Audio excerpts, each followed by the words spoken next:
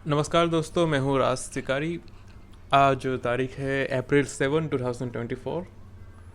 It is me राज शिकारी signing on. बात करनी है आरक्षण को लेके हमारे देश में हर रोज़ हर गली चौराहे पे कहीं ना कहीं डिबेट होती रहती है। कुछ लोग समर्थन में होते हैं, कुछ लोग विरोध में होते हैं, और इस पे हम आज बात करते हैं। पहले तुम अपना ओपिनियन नीचे कमेंट करके बताओ कि तुम आरक्षण के समर्थन में हो या उसके विरोध में हो। अगर मैं मेरी बात करूं तो मेरा मानना है कि आरक्षण देश के निचले तबके को उठाने के लिए ज़रूरी है, और वो तबका किसी जाति विशेष का नहीं हो सकता, वो हर एक जाति समाज में हो सकता है, मेरा मानना है। तो बात करते हैं आरक्षण को लेके। हो सकता है कि 10-15 मिनट लगे, मगर इस पर एक विस्तृत चर्चा करनी ज़रूरी है। आपको एग्ज़ाम वगैरह में हो सकता है काम में आ जाए ये सब चीज़ें लिखने में। तो जब हम आरक्षण पे बात करते हैं तो समाज में दो पक्ष देखने को मिलते हैं। दो से ज़्यादा तो नहीं होंगे पक्ष, मगर मोटा मोटी दो ही पक्ष होते हैं समाज में। एक तो उसका समर्थक होता है और दूसरा उसका विरोधी पक्ष होता है। समर्थक पक्ष के अपने कारण हो सकते हैं और विरोधी पक्ष के अपने कारण हो सकते हैं, जिसमें हम नहीं जाएंगे। तो जहाँ तक आरक्षण की बात है, तो यहाँ पे हमें एक चीज़ समझनी पड़ेगी कि जो आरक्षण है उसका विरोध इसलिए होता है क्योंकि कुछ लोगों को लगता है कि ये अनफेयर सिस्टम है। कुछ लोगों को ज़्यादा प्रिविलेज मिल जाता है आरक्षण से, और कुछ लोगों को पीछे हटा दिया जाता है। और जो समर्थक वर्ग है उनका कहना यही है कि लोगों को प्रिविलेज मिलना जरूरी है जातिगत। तो यहाँ पे हमें एक चीज़ समझनी पड़ेगी, वो चीज़ ये है कि जो आरक्षण है वो केवल सरकारी सेक्टर में ही है। सरकारी सेक्टर में आरक्षण है, प्राइवेट में तो नहीं आरक्षण। हालांकि कुछ नेता कहते हैं कि हमें प्राइवेट सेक्टर में भी आरक्षण चाहिए, जो कि अब हो सकता है नहीं हो सकता वो अलग बात है, मगर एक नई राजनीति की शुरुआत है अगर ऐसा होता है तो अभी तक जो आरक्षण है वो केवल सरकारी सेक्टर में है, सरकारी नौकरियों में है, या फिर स्कूल कॉलेजों की सीटों में है। स्कूल कॉलेज की सीटें जब बढ़ती है कि भाई नीट का रैंक इतना है, जेई का रैंक इतना है, तो आरक्षण नौकरियों में है और स्कूल कॉलेजों में है, इतना कह सकते हैं। तो यहाँ पे हमें समझना पड़ेगा कि सरकारी सेक्टर को छोड़ के और बाकी जितने भी प्राइवेट संस्थान है, फिर चाहे वो कंपनियां हो, स्कूल कॉलेज हो, वहाँ पे आरक्षण को इतना फर्क नहीं पड़ता, या फिर वहाँ पे ना के बराबर होता है। तो अगर ये सब बहस सरकारी सेक्टर को ही लेके है कि सरकारी सेक्टर में आरक्षण है, तो यहाँ पे हमें ये समझना पड़ेगा कि तो फिर प्राइवेट सेक्टर को हम इतना एम्पावर क्यों नहीं कर पाते कि लोगों को सरकारी सेक्टर की तरफ जाना ही ना पड़े। क्योंकि अभी तक तो आरक्षण सरकारी सेक्टर में ही है और उसको ही लेके ये विरोध होता है, समर्थन होता है, जो भी होता है। मगर यहाँ पे हमें एक लॉजिकल सवाल ये होना चाहिए कि अगर सरकारी सेक्टर की ही बात है तो क्यों ना हम प्राइवेट सेक्टर में ही इतनी फैसिलिटी या सुविधाएं प्रदान कर दे कि लोगों को सरकारी सेक्टर की तरफ जाना ही ना पड़े। अगर हम किसी भी देश की बात करें, चाइना वगैरह में या अमेरिका या इंग्लैंड वगैरह में, लोगों को सरकारी नौकरी का क्रेज़ नहीं है। वहाँ पे प्राइवेट सेक्टर और सरकारी सेक्टर दोनों इक्वल है। वहाँ पे कोई अंधी दौड़ नहीं लगी है कि सबको सरकारी नौकरी चाहिए। तो ये जो बहस है आरक्षण है या नहीं है, ये केवल सरकारी सेक्टर को लेके है। और ये बहस इसीलिए है क्योंकि प्राइवेट सेक्टर में लोगों का शोषण किया जाता है। फिर चाहे तुम प्राइवेट यूनिवर्सिटी में जाके देख लो, फिर चाहे तुम प्राइवेट नौकरियों में जाके देख लो, वहाँ पे लोगों का शोषण किया जाता है, लोगों से लाखों की फीस निकलवाई जाती है। और तो जहाँ नौकरी की बात आती है वहाँ लोगों को खून चूसा जाता है कुछ हजार रुपये दे के। तो एक बात तो क्लियर हो जाती है कि सरकारी सेक्टर की इतनी वैल्यू नहीं रहती, सरकारी सेक्टर में आरक्षण हो या ना हो उस पर इतनी बहस नहीं होती, अगर देश का बहुत बड़ा वर्ग सरकारी नौकरी के पीछे नहीं भाग रहा होता। सीधी सी बात है। और देश का बहुत बड़ा युवा वर्ग सरकारी नौकरी के पीछे इसलिए भाग रहा है क्योंकि प्राइवेट नौकरी में शोषण होता है। अगर सरकार प्राइवेट फील्ड में ज़्यादा लेबर लॉ रिफॉर्म कर देती, इनकम मिनिमम पेमेंट अगर ला देती वहाँ पे, अगर वहाँ पे लोगों को ठीक आय मिलती, स्टेबल काम मिलता, तो मेरा मानना है कि लोगों को सरकारी नौकरियों से इतना मतलब नहीं होता। और सरकारी नौकरी में किसको आरक्षण मिल रहा है किसको नहीं मिल रहा उसमें भी इतना फ़र्क नहीं पड़ता, मेरा मानना है। क्योंकि प्राइवेट सेक्टर में अगर लोगों को अच्छी नौकरी मिल जाती तो फिर इतनी बड़ी बहस होती ही नहीं हमारे देश में कि आरक्षण किसको मिल रहा है किसको नहीं मिल रहा। अगर तुम बात करो किसी भी एग्ज़ाम वगैरह की, एमबीबीएस या डॉक्टर वगैरह में, जो भी तुम एग्ज़ाम दो, हर कोई चाहता है कि प्राइवेट सीट ना मिल के सरकारी सीट हमें मिल जाए। क्यों? क्योंकि वहाँ पे फीस कम देनी पड़ती है और रिजर्वेशन भी होता है। तो यहाँ पे हमारा सवाल लॉजिकली ये होना चाहिए कि हमने प्राइवेट यूनिवर्सिटियों को, कॉलेजों को इतना सर पे कैसे चढ़ा दिया, या तो हमने लोगों को इतना गरीब कैसे बना दिया कि एक आम आदमी प्राइवेट यूनिवर्सिटी या कॉलेज में अपने बच्चे को पढ़ा ही नहीं पाता। ये सवाल होना चाहिए, बिल्कुल होना चाहिए। तो यहाँ पे पूरी बहस ये नहीं होनी चाहिए कि आरक्षण होना चाहिए कि नहीं होना चाहिए। ऐसे करके तो तुम एक दूसरे को मारते रहोगे, जात पात में बटे रहोगे और अपने अपने पार्टियों को वोट देते रहोगे। कोई कहेगा कि मैं आरक्षण का समर्थक हूँ, मुझे वोट दे दो, मैं तुम्हारी आवाज़ रखूँगा पार्लियामेंट में, तुम लोग तो उसे जाके वोट दे दोगे। कोई कहेगा कि मैं आरक्षण का विरोधी हूँ, हम विरोध करेंगे, हमें वोट दो, तो विरोधी लोग उसे वोट जाके दे आएंगे। तो इन सब राजनीति से आपको बचना चाहिए। बात सीधी सिंपल है कि सरकारी सेक्टर में आरक्षण है ना, प्राइवेट में तो नहीं है ना। सरकारी सेक्टर है कितने लोग सरकारी नौकरी में काम करते हैं? 1% लोग भी देश के हो सकता है काम ना करते हो, ठीक है, 1% लोग भी नहीं करते काम सरकारी सेक्टर में। बाकी 99% लोग प्राइवेट सेक्टर में ही काम करते हैं या अपना खुद कुछ का काम धंधा करके निकाल लेते हैं ज़िंदगी। तो यहाँ पे बहस ये नहीं होनी चाहिए कि वो 1% नौकरी किसको मिलने वाली है। यहाँ पे बहस ये होनी चाहिए कि जो 99% लोग जो काम कर रहे हैं प्राइवेट सेक्टर में, उनका हम भला कैसे करें। मगर हम वो करेंगे नहीं। प्राइवेट सेक्टर में जो 99% लोग काम कर रहे हैं उस पर कोई सोच विचार नहीं होगा, उस पर कोई ध्यान नहीं होगा। मगर 1% नौकरी जहाँ पे आरक्षण है या फिर जिस यूनिवर्सिटी कॉलेज संस्थान में आरक्षण दिया जाता है उस पर हम पूरा चुनावी बहस, चुनाव, वोट, पार्टी वगैरह सब बना के बैठ जाएंगे।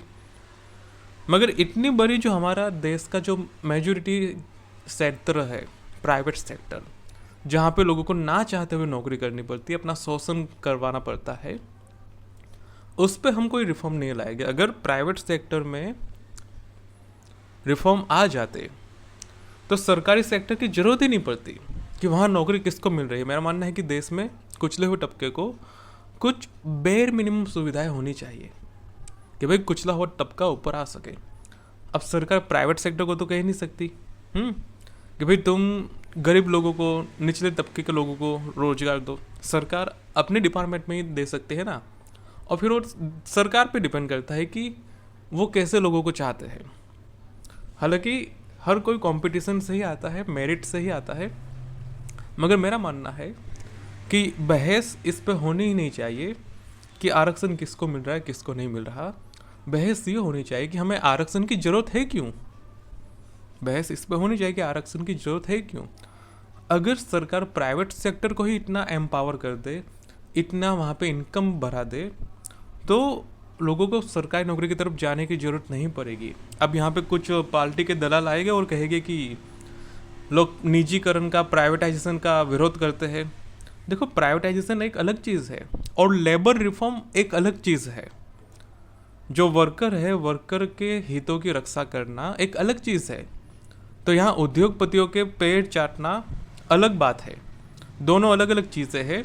तो यहाँ पे प्राइवेटाइजेशन एक अलग चीज़ है, उस पर अभी बहस नहीं करें तो ही अच्छा है। उद्योगपतियों की सेवा करना और देश की वर्किंग क्लास की सेवा करना दोनों अलग अलग चीज़ें होती है।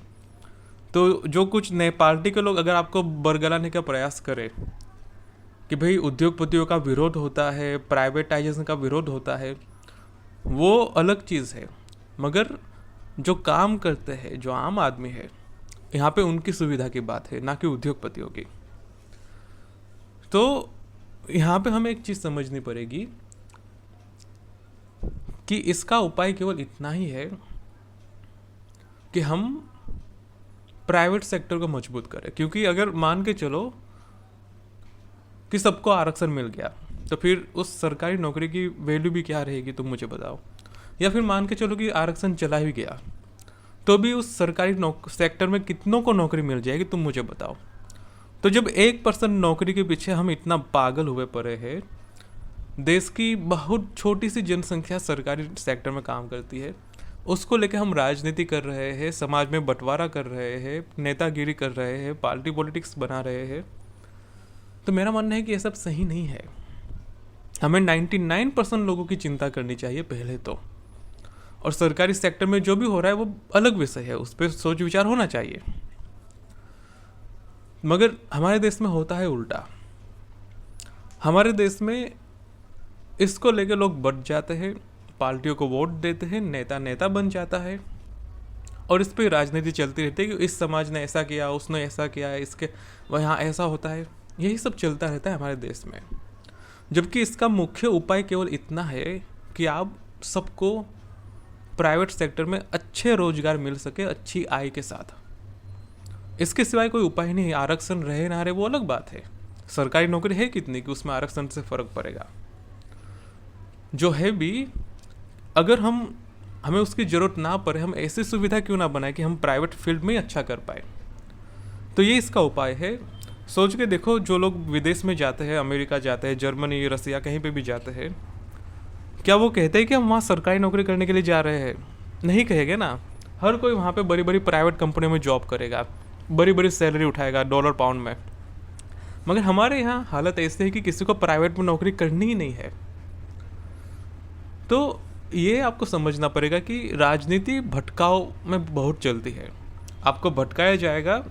हमारे देश के जो नेता है वो मूल समस्या पे काम नहीं करेंगे, वो राजनीति करेंगे कि तुम अगर बेरोजगार हो तो आरक्षण की वजह से बेरोजगार हो तुम, और देश को और समाज को और बेरोजगार युवाओं को भटकाया जाएगा कि आपकी बेरोजगारी का कारण अगर कुछ है तो आरक्षण है, जो कि नहीं है। देश में 99% लोग प्राइवेट में जॉब करते हैं, उस पर ये नेता लोग काम नहीं करेंगे। क्यों नहीं करेंगे, उस पर भी बात करते हैं। देखो, अगर प्राइवेट सेक्टर में रिफॉर्म आएगा, अगर वहाँ पे मिनिमम वेजेस का कानून लागू होगा, जैसे कि दिल्ली में है, केजरीवाल ने लागू किया कि किसी को भी मिनिमम 18,000 रुपये तो मिलने चाहिए मेट्रो सिटी दिल्ली में, ठीक है। तो अगर इस तरीके के कानून देश भर में लागू किए जाएंगे, गरीबों को भला किया जाएगा, मजबूत किया जाएगा, देश की आम पॉपुलेशन को अगर 18,000 मिलने लगे या ऐसा कुछ फिक्स अमाउंट, तो जो उद्योगपति है वो थोड़े गरीब हो जाएंगे। अब जब वो गरीब हो जाएंगे तो फिर वो पार्टी पॉलिटिक्स को सपोर्ट कैसे करेंगे, उसे फंडिंग कैसे देंगे, नेता कैसे बनेगा अगर प्राइवेट सेक्टर, उद्योगपति, धन्ना सेठ उन्हें सपोर्ट नहीं करेंगे तो। क्योंकि आम आदमी तो पॉलिटिकल पार्टी को चंदा देगा नहीं। जो चंदा आता है मोटा मोटी प्राइवेट सेक्टर से ही आता है। अभी आपने देखा होगा इलेक्टोरल बॉन्ड में ऐसे कंपनियां जो घाटे में चल रही है वो भी इन पॉलिटिकल पार्टियों को डोनेशन दे रही है करोड़ों में। तो तुम्हें ये समझना पड़ेगा कि नेता इसलिए प्राइवेट सेक्टर को मजबूत नहीं करेगा, वहाँ पे गरीबों के लिए कानून नहीं बनाएगा, क्योंकि धन्ना सेठ इनसे नाराज़ ना हो जाए। अगर वो नाराज़ हो गए तो इनकी फंडिंग कम हो जाएगी ना। और दूसरी चीज़ तो ये है कि कैपिटलिज्म में ना लोग अमीर तभी बनते हैं जब देश का बहुत बड़ा तबका गरीब हो। अगर देश का गरीब तबका एम्पावर हो गया, अगर वो सशक्त बन गया, अगर वो आर्थिक रूप से समझदार मजबूत बन गया, तो वो सोच विचार करने लगेगा। वो रोटी के चक्कर में से बाहर आ जाएगा, अपनी दिहाड़ी मजदूरी के चक्कर में से बाहर आ जाएगा, वो अपने आसपास की दुनिया देखने लगेगा, वो सवाल जवाब पूछने लगेगा, वो नेताओं से हिसाब मांगेगा, सरकारों से हिसाब मांगेगा। तो सरकार को और नेता को ये सब थोड़ी चाहिए कि नागरिक हमें सवाल पूछे, नागरिक हमसे हिसाब मांगे, टैक्स का पैसा कहाँ खर्च किया ये पूछे। नेता ये थोड़ी चाहता है। वो चाहता है कि आप भेड़ बकरी की तरह जाके केवल वोट दे दे और आपकी कोई जिम्मेदारी नहीं है। तुम भीख मांग के खाओ या बेरोजगार रह जाओ, वही उनके लिए अच्छा है। क्योंकि अगर तुम भूखे नंगे रहोगे तो तुम क्या देखोगे, क्या सोचोगे? तुम रोटी के चक्कर में से ही बाहर नहीं आ पाओगे। और अगर रोटी के चक्कर में तुम पीछे रह जाओगे, अपना घर परिवार पालने में ही लगे रह जाओगे, तो स्वाभाविक सी बात है कि तुम बाकी किसी मुद्दों पे तो सोच विचार करोगे ही नहीं। कि देश दुनिया कैसे चल रहा है, पैसे कहाँ खर्च हो रही है, सुविधा क्या होती है, आम आदमी के लिए सुविधाओं का उपयोग कैसे किया जाना चाहिए, तुम ये सब सोचोगे ही नहीं, पूछोगे ही नहीं, जानोगे ही नहीं। तो इसीलिए प्राइवेट सेक्टर को ये खुली छूट दी जाती है कि आप जितना हो सके उतना शोषण करिए अपने एम्प्लॉयज़ का। ये जो वर्किंग क्लास पॉपुलेशन है, इनका शोषण करने की खुली छूट दी जाती है। इसीलिए क्योंकि अगर आम आदमी ज़्यादा काम करेगा, वो अपने आप को निचोड़ेगा, तभी तो उसका दिमाग बंद होगा। अगर कोई आम आदमी पूरे दिन भर दिहाड़ी करके घर पे आएगा, वो क्या करेगा? खा पी के सो जाएगा। वो नहीं सोचेगा कि आज पॉलिटिक्स में क्या हुआ, आज सरकार ने कौन सा बिल पारित किया, आज हमारे लिए क्या हुआ, क्या नहीं हुआ, कितना बजट आवंटन हुआ, कितना खर्चा हुआ, कितने रिफॉर्म आए, कितना घोटाला हुआ। ये सब आम आदमी नहीं सोचेगा अगर वो अपने रोटी के चक्कर में से और दिहाड़ी मजदूरी में से बाहर ना आ पाए तो। ठीक है, तो ये है। और इसीलिए जो कैपिटलिज्म है वहाँ पे वर्किंग क्लास का शोषण किया जाता है और ये होता रहेगा। इसका उपाय केवल इतना ही है कि सरकारों को लोगों के हित में कार्य करना पड़ेगा और इसके लिए आपको जागरूक होना पड़ेगा। अगर आप जागरूक ही नहीं होगे तो फिर कोई बात नहीं है फिर तो जहाँ तक बात मैंने कही कि आरक्षण की, तो उसमें ये सीधी सी बात है कि ये पॉलिटिक्स है, केवल पॉलिटिक्स है, कोरी पॉलिटिक्स है। इसमें किसी से लड़ने की, झगड़ा करने की, भला बुरा कहने की कोई मतलब ही नहीं बनता। दोनों की समस्याओं का उपाय एक ही है कि प्राइवेट सेक्टर को एम्पावर किया जाए, वहाँ पे लोगों को मिनिमम वेजेस दिया जाए। अगर ऐसा नहीं होता तो इस पर राजनीति होगी, मार झाड़, लड़ाई झगड़े, पार्टी पॉलिटिक्स, सब कुछ होगा और कुछ नहीं होगा इस देश में। तो इसलिए मैंने शुरुआत में पूछा आप लोगों से कि तुम लोग सपोर्ट करते हो या विरोध करते हो। आशा करता हूँ कि अब तुम लोगों को समझ आ गया होगा कि ये राजनीति मात्र है और लोगों की राजनीति में अपने आप को घुसाने से बचो, क्योंकि तुम्हारा तो कुछ भला नहीं होने वाला, नेता का भला जरूर हो जाएगा। ठीक है, तो इसी के साथ मैं ये वीडियो मैसेज समाप्त करता हूँ। आपको कैसा लगा कैसा नहीं नीचे कमेंट करके बताओ। सो इट इज़ मी राज शिकारी साइनिंग ऑफ।